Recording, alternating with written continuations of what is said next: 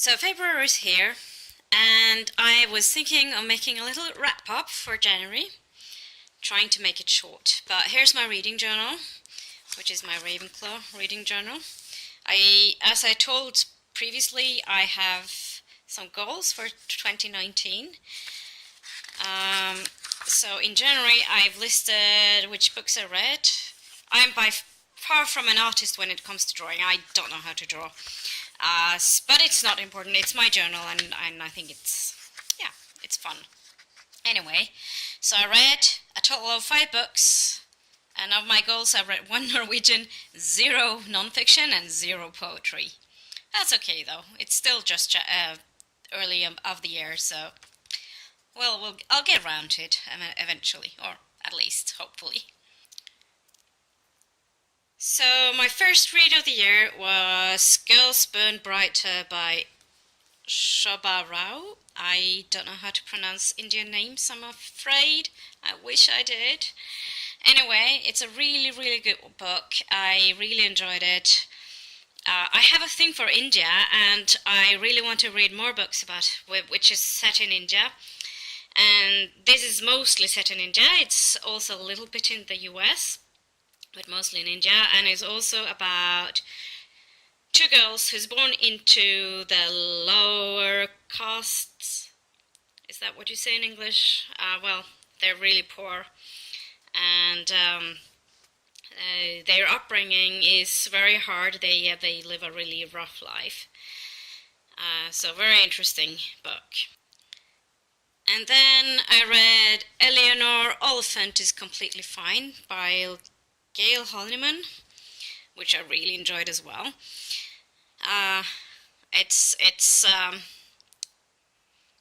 really touching, and I think it's very.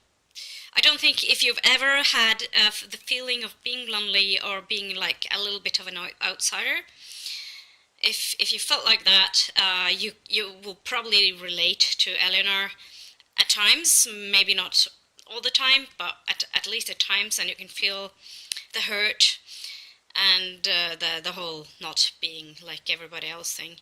Anyway, really good book. Yeah. The only Norwegian book I read in January was Kinderwhore by Kjos Fonn. Also a very, very good read. Made a strong impression.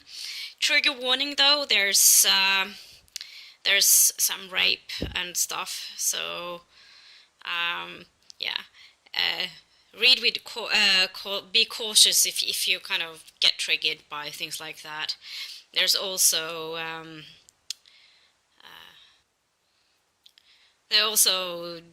things about being addicted to substances and things like that. But all in all, a really, really good read. Another